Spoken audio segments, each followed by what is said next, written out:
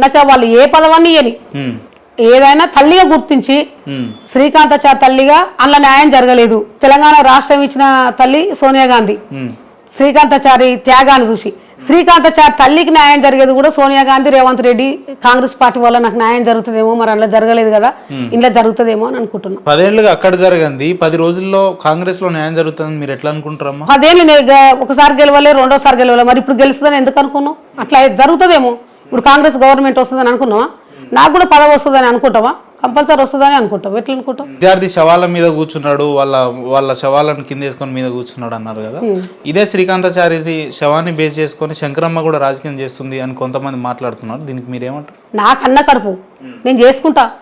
నాకు అన్న కడుపును ఇట్లా కాళ్ళ శవాన్ని ఎత్తుకపోయి కూడా నేను అడుక్కుంటా. ఇది నా పేగు బంధం. కేసీఆర్కి ఏం సంబంధం? సంబంధమును రాజ్యం వెళ్తూనే నన్ను కాపాడాలి, నా కుటుంబాన్ని కాపాడాలి. నా కొడుకు నీ శబాన్ని అమ్ముకుంటా, శబాన్ని నడు రోడ్లో పెట్టి కూడా అమ్ముకుంటా. నేను 20 ఏళ్ళ కొడుకుని చేసినా నాకు కడపారగా అన్న. నేను ఎందుకు నా కొడుకు పేరు చెప్పుకొని శ్రీకాంతాచారి చావుని వాళ్ళమ్మ అవకాశవాదంగా తీసుకొని అవకాశ రాజకీయాలు చేస్తూ ఉంది అని మాట్లాడు. ఇది నరం లేని నాలుకే నానా తీర్లు అంటది. నా కొడుకు త్యాగాన్ని, నా కొడుకు పేరును.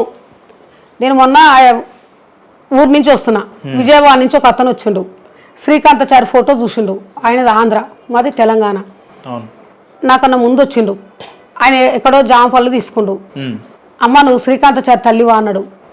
అన్న తర్వాత అవునన్న, నీ కొడుకు వల్లనే తెలంగాణ రాష్ట్రం విడిపోయిందమ్మా, చాలా సంతోషం అమ్మా, నీకు న్యాయం జరగలేదు, ఆ కేసీఆర్ గారు నీకు ఎందుకు న్యాయం చేస్తలేడు అమ్మ, అమ్మ తిను, ఇగో ఈ పండ్లు తినమ్మా అని పండ్లు తీసుకొని 5,000 రూపాయలు నా చేతిలో పెట్టవేండు.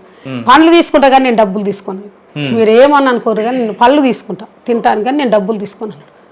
మరి శబాల మీద అంటే వాళ్ళని మనం అడగాలి కదా. ఇప్పుడు నీవు అభిమానం ఉన్నది, గౌరవం. నల్గొండ కాలేజీ పిల్లలు వచ్చారు, బస్సు దిగిరు, నేను బస్ స్టాండ్లో ఉన్న కార్లో ఊరుకొచ్చి వాటర్ బాటిల్ పళ్ళు తీసుకొచ్చి దానికి మనం ఏం చేస్తాం? శ్రీకాంతాచారి త్యాగం అలాంటిది. అందుకోసం 4 కోట్ల ప్రజల గుండెలు ఉన్నాడు, విద్యార్థుల గుండెలు ఉన్నాడు.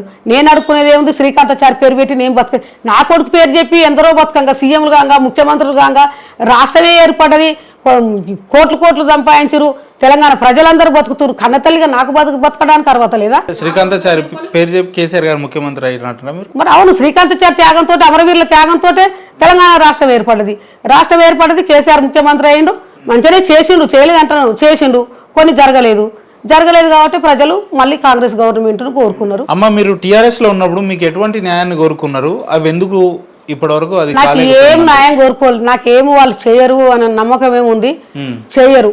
కానీ నాకు ఏదన్నా తల్లిగా ఆ ఫోటో కాలు శ్రీకాంతాచారి తల్లిని ఎందుకు విలువలేదు, ఎందుకు రాలేదంటారు. అక్కడ పోతే పోలీసు వాళ్ళు, గన్మెన్లు, అక్కడిక్కడ తోపులాట, నాకు ఇష్టం ఉండదు.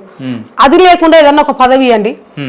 స్టేజ్ మీద కూర్చుంటే శ్రీకాంతాచారి తల్లి గంత గుర్తింపు అన్న నా కుటుంబానికి ఏమని ఎందరిని అడిగినా గానీ ఎవ్వరు కూడా టీఆర్ఎస్ లో గుర్తింపు లేదు. వాస్తవమే. ఈ రోజు రేవంత్ రెడ్డి గారి ప్రమాణ స్వీకారానికి కూడా మీరు వెళ్ళినట్టున్నారు కదా, గుర్తింపుగా మీరు స్టేజ్ మీద కూర్చున్నారా కింద కూర్చున్నారా? మేము స్టేజ్ మీదకి పోయినాం. స్టేజ్ మీద అంటే స్టేజ్ మీద కూర్చున్నారు కింద కూర్చున్నారు? స్టేజ్ మీద ఫస్ట్ కింద కూర్చున్నాము, కొద్దిసేపు కింద కూర్చున్నాము. తర్వాత గవర్నర్ మేడం వాళ్ళు వెళ్ళిపోయిన తర్వాత స్టేజ్ మీద. శ్రీకాంతాచారి గారు టీఆర్ఎస్ వస్తే ఈ కళలన్నీ కూడా సాకారం అవుతుందని ఏ కళలు కన్నారు? అది రేపు మీ కాంగ్రెస్ ప్రభుత్వం చేస్తారని మీరు అనుకుంటున్నారా? ఈ రోజు నేను అనేది ఏంటంటే, మాకప్పుడు తెలంగాణ రాష్ట్రం వచ్చినాక ఫలానా శ్రీకాంతాచారి తల్లి రావాలి ప్రమాణ స్వీకారానికి, ఫలానా అమరవీరుల కుటుంబాలు రావాలని కేసీఆర్ గారు పిలవాలి. నేను ఈ రోజు ఎందుకు అంటున్నానంటే, మాకు పిలుపునిచ్చిరు, ఎస్కార్డునిచ్చిరు, గౌరవంగా తీసుకుపోయారు. పిలిచినప్పుడు పోవచ్చు, దాని తప్పేం లేదు. పిలువని వాళ్ళ దగ్గర పోయి బాధపడ్డదానికన్నా పిలిచిన వాళ్ళ దగ్గర పోయి సంతోషిస్తా. ప్రశ్న ఏంటంటే, శ్రీకాంతాచారి గారు కన్న కళల్ని కాంగ్రెస్ సాకారం చేస్తుందా అంటున్నా నేను. అది ఎట్లా సాధ్యం అవుతుంది? ఇప్పుడు వీళ్ళు చేయలేదు కాబట్టి వాళ్ళు చేయాలని నేను అంటున్నా, సాధ్యం కావాలి చేయాలని అంటున్నా. ఇప్పుడు ప్రతిసారి రేవంత్ రెడ్డి శ్రీకాంతాచారి కుటుంబానికి న్యాయం జరగలే ప్రతిపక్షాలు ఉన్నప్పుడు అన్నాడు. మొన్న కూడా ఒక మాట అన్నాడు. ఏమన్నాడంటే, సరే ఆయన గవర్నమెంట్ రావాలని, ఆయన సీఎం కావాలని అనలే. డిసెంబర్ 3 తారీఖు శ్రీకాంతాచారి చనిపోయిండు. ఆ చనిపోయిన రోజు ఈ కాంగ్రెస్ గవర్నమెంట్ ఏర్పడుతుంది. నేను శ్రీకాంతాచారికి దీనికి ఏదో లింక్ ఉన్నది, అందుకోసం ఈ రోజు కాంగ్రెస్ గవర్నమెంట్ ఏర్పడుతుందన్న సంతోషం అన్నపడ్డాడు ఎవరు? రేవంత్ రెడ్డి. కానీ ఆ రోజులలో 500 మంది దాని పేరు ఫస్ట్ తోలేమరు వీడు శ్రీకాంతాచారి. ఒక్కసారి అసెంబ్లీలో శ్రీకాంతాచారి పేరు ఎత్తినాం, మరి మిగతా సార్లు ఉత్త కాలి ఫోటో పెట్టి దండేయచ్చు కదా. జయశంకర్ సార్ ఫోటో తెలంగాణ భవన్ ఉంది విగ్రహం, కనీసం ఒక పోస్టర్ పెట్టి ఎవరన్నా ఒక దండేసిరా. సీఎం కాకపోవచ్చు, సీఎం వేయకపోవచ్చు, నాయకులన్నీ వేయాలి కదా, ఉద్యమకారులన్నీ వేయాలి కదా, ఎవరు కూడా. శ్రీకాంతాచారి గారు చేసిన త్యాగానికి అతనికి ఎవ్వరు సరితూగలేరు అనేది సమాజం అందరికీ తెలిసిన విషయమే, దానికి ఎవ్వరు కాదన్నారు. కాకపోతే 10 ఏళ్లుగా అరే ఇక్కడ సాదాసీదాగా శ్రీకాంతాచారి కుటుంబం ఈ ఎల్బీ నగర్లో ఈ ఏరియాలలో ఉంటుంది అంటే ఇంత కక్షపూరితంగా మీ కుటుంబం పట్ల కేసీఆర్ గారు వ్యవహరించడాన్ని మీరు ఇప్పటి వరకు ఎటువంటి బాధలు పడ్డారు, ఎటువంటి క్షోభను అనుభవించారు అంటే ఏం చెప్తారు మీరు? నేను కష్టపడ్డా, అవమానాలు ఎక్కువ పడ్డా. నాకు డబ్బు పదవులు ముఖ్యం కాదు, నేను అవమానాలు ఎక్కువ పడ్డా. టైం ఇవ్వకపోవడం, బాగా మినిస్టర్ల క్వార్టర్స్లో పోయి కూర్చోవడం, ఎమ్మెల్యేల క్వార్టర్స్లో కాడికి పోయి కూర్చోవడం. ప్రగతి భవన్ అయితే నాకు తెలియదు ఇక. అసలు నేను అనుకునేది టీవీలో చూసి, అరే ఈయన ఎన్నడు కాని రా ఆయన ఎందుకు పోతున్నాడు ప్రగతి భవన్లో, కేటీఆర్గా కావాలించుకుంటాడు, కేసీఆర్ కావాలించుకుంటాడు, కేటీఆర్ దగ్గర పోతాడు, కేసీఆర్ దగ్గర పోతాడు, వాళ్ళ ఇంట్లో కూర్చొని భోజనాలు చేస్తారు.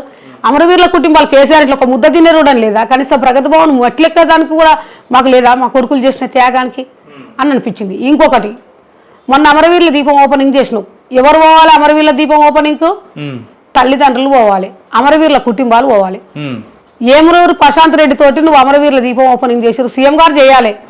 సీఎం గారు చేసి ఇది దీపం అమ్మ, ఇది మీ పిల్లల కోసం కట్టించినాము, ఇది గుర్తింపు, ఇన్ని కోట్లు ఖర్చు పెట్టినా మాకు సంతోషమే. నువ్వు దీపం ఓ దగ్గర వెలిగిస్తే మమ్మల్ని స్టేజ్ మీద కూర్చోబెడితివి, మా కన్నతల్లకు బాధ ఉండదా? ఆ దీపం ఎట్లుంటది, ఆ భవనం ఎట్లుంటది, మమ్మల్ని తీసుకొచ్చి స్టేజ్ మీద షాలో కప్తి మా కళ్ళతోటి చూడనియడా అని మా బాధ ఉంటుందా ఉండదా? రైట్ అమ్మా, ఇంత తక్కువ సమయంలో 10 ఏళ్లుగా మీరు ఇందాక చెప్పినట్టు టీఆర్ఎస్ ప్రభుత్వం అనేకమైన పథకాలు తీసుకొచ్చినప్పటికీ ఇంత తక్కువ సమయంలో ఓడిపోయి సాక్షాత్తు పెద్ద పెద్ద మంత్రులుగా చేసిన వాళ్ళే 7-8 మంది మంత్రులు కూడా ఓడిపోయారు టీఆర్ఎస్లో. దీనికి కారణం ఏమై ఉంటుందని మీరు అనుకుంటున్నారు? ఒక్కొక్కరికి 1, 2, 3 సారి ఇచ్చిండు సీఎం గారు. బాగా ఎమ్మెల్యేల మీద మంత్రుల మీద నెగిటివ్, ప్రజల వ్యతిరేకత చాలా ఉంది. ఒక 20% గవర్నమెంట్ వ్యతిరేకత అయితే 50% లోకల్ వ్యతిరేకత ఉంది. దాంతో ఈ గవర్నమెంట్ వచ్చి ఇన్ని రోజులు అవుతుంది, సరి అయిన న్యాయం మాకు జరగలేదు, 10 ఏళ్ళు వేసినాం, 2 సార్లు సీఎం చేసినాం, ఇంకో సీఎం చేద్దాం అనేది కూడా ప్రజల దృష్టికి వచ్చింది.